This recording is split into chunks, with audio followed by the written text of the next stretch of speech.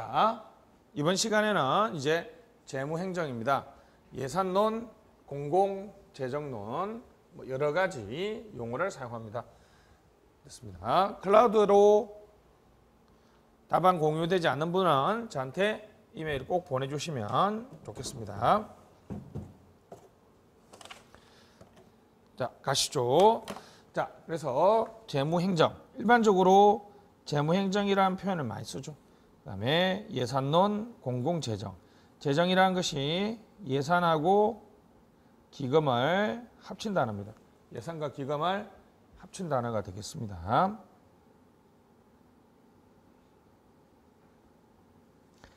자, 됐습니다. 그래서 뭐 재정 환경의 변화. 여기는 이제 고양을 꼭 써야 되겠죠. 그죠? 특히 재정 환경 변화에서 핵심이 저성장, 고령화, 양극화 뭐 네 가지가 다 필요한데 저성장은 세입은 줄고 고령화, 양극화는 세출은 늘어난다. 지출 압박. 그죠? 지출 압박은 더 커지는데 게다가 최근에 이제 코비드 19 난제 등 위험 사회 지금은 이제 조금 논의가 식었지만 남북 통일을 대비하거나 또는 지방 분권을 대비하는 그러한 시대에는 재정 개혁이 너무너무 중요하다는 거죠. 재정 개혁이 너무너무 중요하다는 거죠. 재정 운영의 미래 방향, 전략적 재정 운영이라고 제가 말했는데 똑같습니다. 그렇죠? 재정 효율과 재정 민주. 다시 재정 효율과 재정 민주를 이건 이게 인사 효율과 인사 민주하고 내용 똑같죠. 그리고 이제 돈을 쓰는 거니까 기배, 기술 효율과 배분 효율. 우리 했던 것처럼 기술 효율은 낭비 제거, 최신 기술, 여기는 이제 재정 정보 시스템, 디브레인이죠. 그다음에 체계적 재정 계획, 증거 기반 관리, 디브레인을 앞으로 대기 행할 을 도입해서 데이터 기반 행정 활성화, 데이터 기반 행정 활성화 됐습니다. 최신의 재정 정보 시스템, 우리나라 재정 정보 시스템 이름이 디브레인이죠. 디브레인을 데이터 기반으로 활용하게 된다면 우리 기술적 효율성을 제고할 수 있겠죠. 한편 관리적 기술적 효율성을 됐습니다. 배분 효율성은 수요와 공급의 일치라고 얘기했습니다. 그렇죠? 최적 생산, 수요와 공급의 일치. 그러니까 비용 편익 분석을 통해 우리나라에서 하는 비용 편익 분석이 예타죠. 재정 건전성을 준수하는 것도 일종의 배분 효율이라고 볼 수 있습니다. 그렇죠? 수요와 공급의 일치. 필요한데 공급돼야 되는 거죠. 자, 재정 운영은 재정 효율과 재정 민주. 여기서 이제 조금 다릅니다.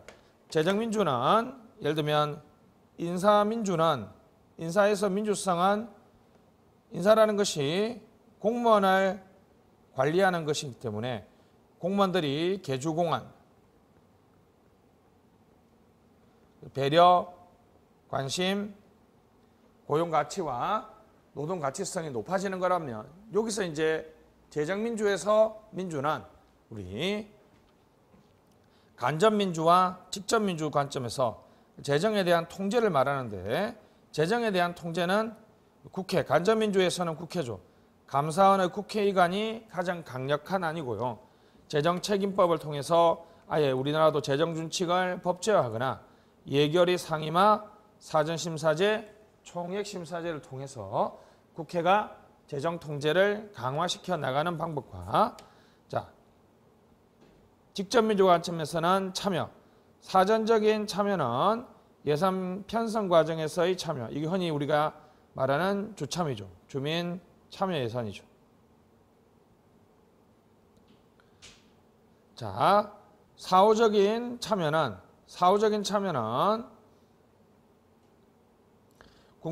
주민감사 청구, 납세 소송이죠. 주민 소송이라고 그러죠. 그러면 이걸 지방행정에서는 하고 있는데 국가에서는 그러면 국민 참여 예산이겠죠. 국민 참여 예산. 무슨 감사 청구? 국민 감사 청구. 무슨 소송? 국민 소송. 됐습니다. 그래서 우리나라에서는 2018년부터 국민 참여 예산을 시범 실시하고 있습니다. 감사 청구도 있죠. 그럼 이제 재정법에 국가재정법에 규정된 것이 아니라 감사원법에 규정되어 있고 국민소송제도는 아직 도입되어 있지 않습니다. 이제 지방행정에서는 주민참여예산, 주민감사청구, 주민소송. 그래서 제가 주참, 주민참여, 주참,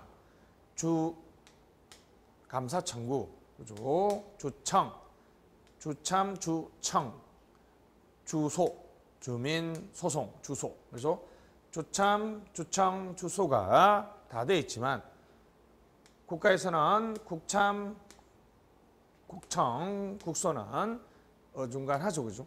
시범 실시되어 있고 규정되어 있지만 예산에 관련돼서 독자적으로 규정되어 있지 않고요. 국민소송 자체는 규정되어 있지 않습니다. 자, 그래서 예산 과정하고 예산 제도가 있습니다.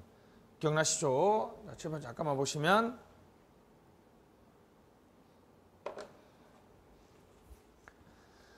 자, 말씀드렸던 게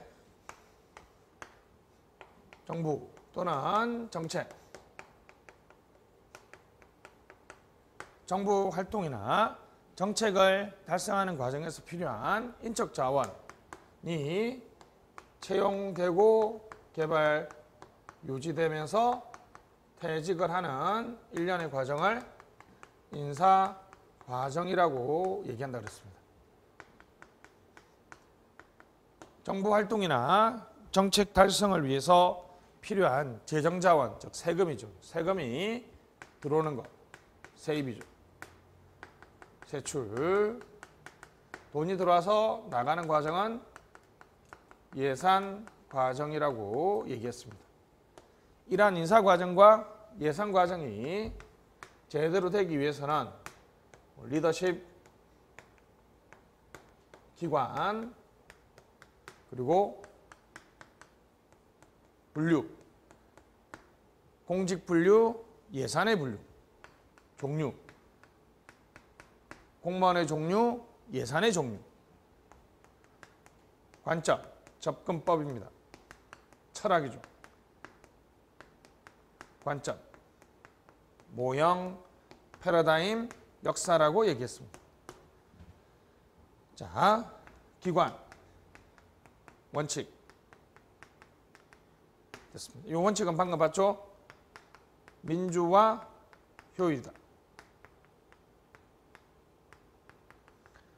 인사에서는 인사민주성과 인사효율성, 재정에서는 재정민주주의, 재정효율이라고 얘기했습니다. 당여기는 인사기관, 독립성, 합의성, 직권성, 전통적 기능과 현대적 기능, OPM과 MSPB가 정답이죠. 여기는 예산기관이 되겠죠. 자, 여기 역사 기억나시죠? 인사행정에서는 직공, 엽관, 실적, 적극적 인사행정, 대표관료제, 전역다, 전략, 역량, 다양성관리 등의 역사적인 전개를 거쳐왔는데 예산제도는 일일이 설명할 수도 있지만 그냥 쭉 역사적 전개를 좀 암기법으로 외워버립시다. 좀 암기법이 좀 더티합니다. 품성이 개 같은 관리는 영성이 참 안 좋다. 품성개 관리 영성참. 품성개 관리 영성참. 자, 품목별 예산.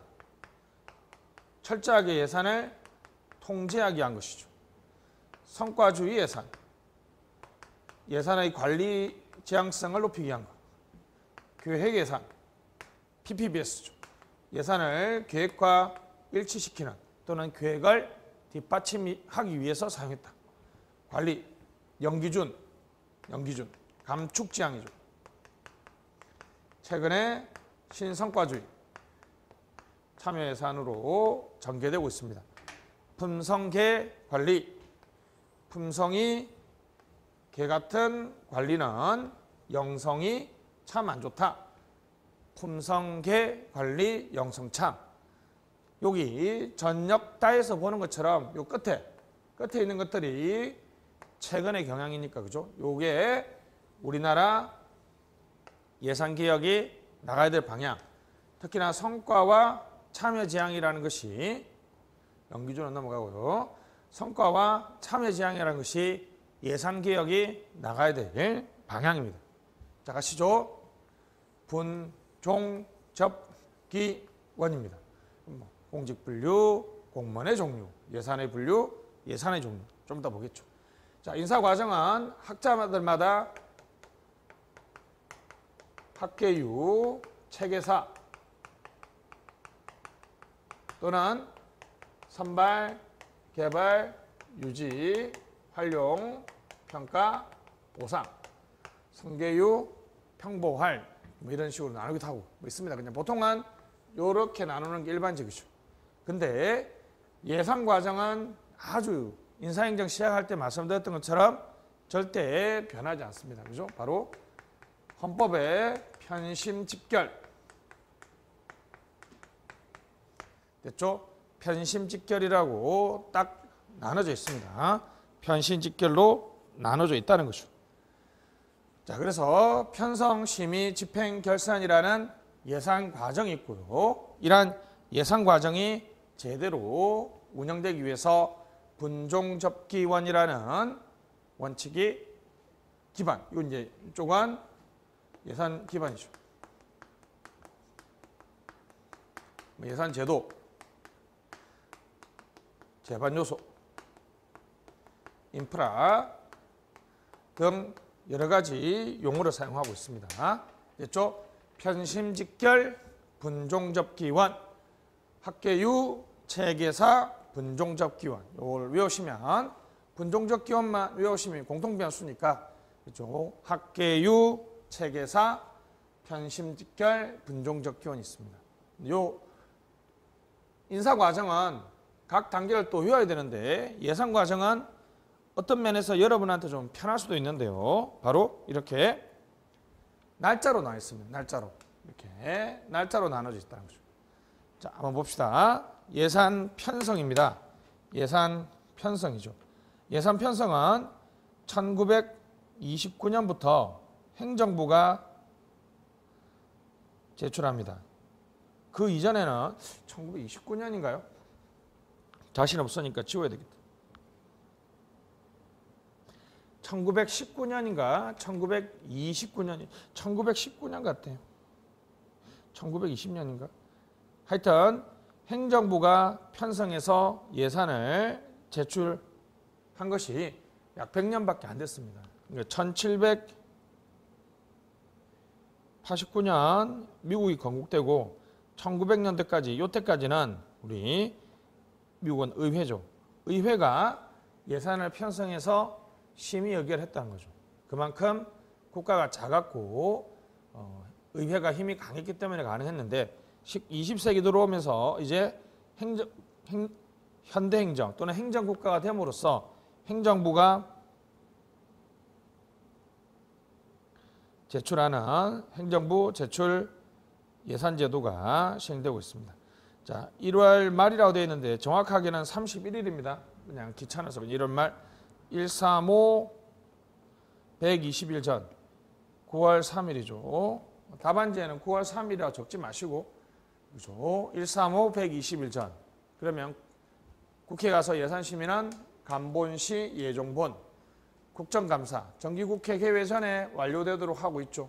본회의에 보고하고 대통령이 시정연설을 하면 예비심사, 상임위에서 예비심사 하는데 보통 정액되는 게 일반적이죠. 예결위의 종합심사는 되게 삭감되는 게 있죠. 삭감되는 게. 예결위는 그래서 상설은 맞지만 상임은 아니다. 됐죠? 그래서 30일 전 12월 2일 날 의결되도록 하는데 만약 불성립할 때 회계연도 개시 전에 불성립할 때는 전년도에 준하여 예산을 운영하는 준예산 제도를 하고 있습니다. 그러니까 지금 우리나라에서는 이렇게 그죠? 넘어오면 그죠? 넘어오면 예산 심의를 하는데 넘어와서 예비 심사하기 전에 종합심사를 사전에 합니다. 그래서 사전심사제, 총액심사제를 해서 우리 탑다운 제도와 맥락을 맞춰야 된다는 얘기가 있어요. 자, 예산 집행은 통제와 신축입니다. 통제와 신축. 자, 최근에는 자율 집행과 성과 관리를 강조하는 어제 우리 지난 시간에 했던 것처럼 총액 인건비 제도죠.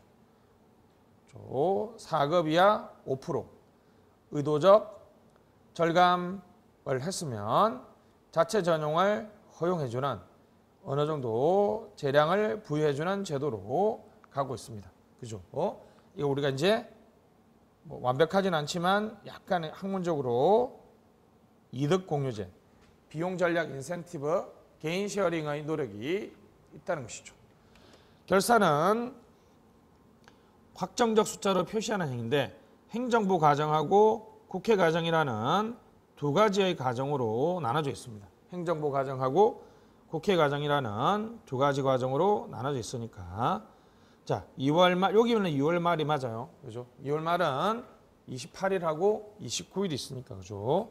4월 10일까지 감사원에 보내주면 감사원이 결산 검사를 해서 5월 20일까지 정부에게 결산 보고서를 보내주면 5월 31일까지 국회에 제출합니다. 자, 국회에 제출하면 국회는 똑같이 본회의에 보고하고 예비심사, 종합심사를 거쳐서 본회의에서 의결하도록 하는데 다음 연도 정기국회 개회 전에 의결하도록 되어 있습니다. 다음 연도 정기국회 개회 전에 의결하도록 하고 있죠. 자, 이게 이제 왜 다음 연도냐 하면 2020년도 올해 예산은 2019년에 2020년도 예산이 편성되고 심의 의결된 다음 2020년도에 집행되고 2021년도에 결산 검사와 결산 승인을 받겠죠. 그러니까 2020년도 예산은 몇 년도? 다음 연도 정기국회 계획. 그러니까 2021년 9월 3일 회계연도 개시 120일 전에 요 전에 2020년도 결산안이 승인되도록 규정하고 있습니다. 이걸 우리가 조기결산제라고 하는데 실제로 조기결산제가 제대로 정착되지 않고 있습니다. 그래서 다음 연도 정기국회 개회 전에 의결하도록 하고 있습니다. 그래서 다시 나중에 천천히 보겠습니다. 그죠? 가시죠. 1, 3, 5, 120일 전. 다시 뭐라고요? 1, 3, 5, 120일 전. 특히 이제 3월 말에 기재부가 예산안 편성 지침을 내려보낼 때 부처별 지출 한도를 첨부할 수 있도록 되어 있습니다. 이게 바로 MTF죠. 국가재정운용계획과 연계하기 위해서 예산안 편성 지침에 부처별 지출 한도를 첨부할 수 있도록 부처별 지출 한도를 첨부할 수 있도록 되어 있습니다. 그럼 이제 총액을 배분해 주는 거 지출 한도를 첨부해 주면 그 총액에 맞게 각 부처가 예산 요구서를 올려보낼 때는 자율적으로 편성해서 올려보냅니다. 이걸 우리가 탑다운 제도 또는 사전 배분 총액을 사전에 배분해버렸죠. 이렇게 합니다. 그래서 국가재정운용계획 재정운영 5년짜리 국가재정의 기본계획에 따라서 부처별 지출 한도가 첨부되기 때문에 이 부처별 지출 한도는 국가재정운용계획에 따라서 도출된다는 거죠. 국가재정운용계획이 성공하려면 정확한 세입과 세출을 예측해야 됩니다. 올해 같은 경우에는 100% 안 맞겠죠. 코로나19가 이렇게 심각할지 아예 예상을 못했겠죠. 그죠? 보통은 이제 세입은 좀 많고 세출은 좀 적고 이렇게 해서 낙관적 추정을 많이 하는 것이 가장 큰 문제죠. 국가재정 운영계획은 뭐 내년도 또는 5년 정도에 우리나라 경제가 몇 프로 성장하니까 그 하에서 세금이 얼마만큼 들어올 것이다 하고 예상하고 분야별로 부처별로 재원을 배분하는데 매뉴에 낙관적 추정을 통해서 세입세출 예측이 틀려버리면 국가재정운용계획이 틀려버리면 지출안도 첨부도 틀려버렸어요. 그러면 총액배분자율 편성 제도가 성공적으로 정착될 수가 없습니다. 기획과 예산의 연계도 되게 중요하죠. 됐습니다. 예산 심의는 행정고시에서는 크게 중요하지 않습니다. 그냥 이렇게 절차만 정확하게 외우시고 특징과 문제점, 개선 방안 간단하게. 개선 방안에서 답은 2단계 예산 심의는 일단 넘어가시고 사전 심사제, 총액 심사제. 그죠? 사전 심사제, 총액.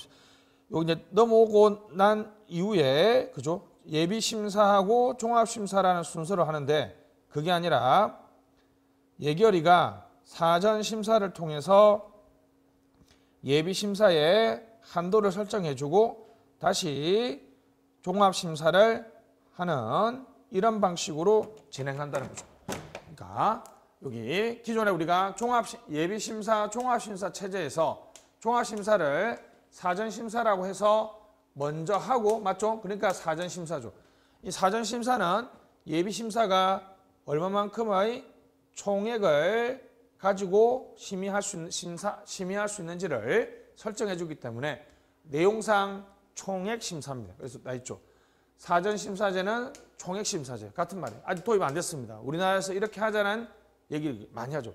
그걸 이제 법률적으로는 법 형식으로는 재정 결의안이라는 방식으로 우리 국회가 의결을 하게 되면 의결하는지 모르겠지만 재정 결의안으로 만약에 재정 결의안을 만들게 되면 이제 의회가 스스로 예산 심의에서 구속력을 발휘하기 때문에 거기에 맞춰서 예비 심사하고 다시 종합 심사를 할 수 있겠죠. 순서상 사전에 한다 사전 심사, 내용보다 예비 심사의 총액 한도를 설정해 주는 것에서 총액 심사입니다. 그러니까 약간 예산 편성하고 똑같이 가죠. 옛날에는 부처에 예산 편성 지침을 내려보내줄 때 부처별 지출 한도를 설정 안 해줬기 때문에 뻥튀기식 요구와 대패식 삭감이라는 악순환이 계속되었는데 이제 총액을 설정해 주니까 그 총액 내에서 자율적으로 편성하도록 만들어준다. 여기도 과거의 예비심사는 대개 증액되는 게 일반적이었단 말이죠. 근데 사전에 총액을 설정해 주면 세부 내용에 대해서는 좀 더 증액보다는 세부 내용에 대해서 심사할 수 있겠죠. 자, 예산 집행은 통제와 신축, 결산은 행정부 과정 2월 말 4일 52 53 넘어가면 본회 종분이 되겠습니다. 특히 감사원이 합법성 위주의 감사를 하기보다는 성과를 위한 감사, 성과 감사를 위해서는 감사원의 역할, 전문성이라든지 독립성 또는 실효성, 확보 방안 등이 필요하겠죠. 결산 보고서는 발생주의 복식부기에 따라서 요결재성입니다.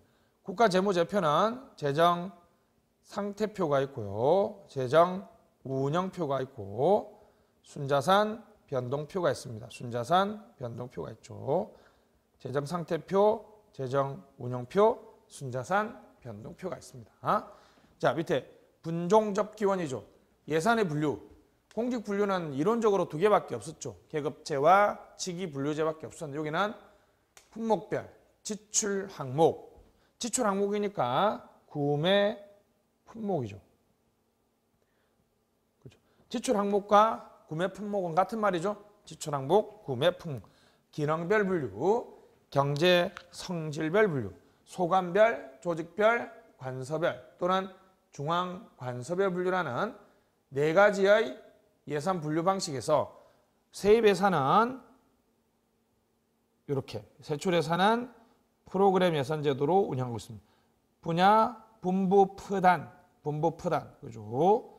분야, 부문, 프로그램, 단위 사업이라는 세입 예산과 세출 예산의 구조를 봐야 되겠고요. 예산의 종류는 일반회계, 특별회계, 기금이 있고요. 조세 지출, 자본예산, BTO, BTL, 통합재정, 국가채무 됐습니다. 그래서 1, 특기, 추경, 남녀, 성인지 예산제도 이렇게 되어 있습니다. 자, 그 다음에 예산의 접근법이 있습니다. 품성이 개 같은 관리가 영성이 참 안 좋다. 품성개 관리, 영성 참. 품목별 예산은 통제지향입니다. 철저하게 통제를 위한. 성과주 예산은 관리지향이고요. 계획지향이고 관리지향. 굳이 따지면.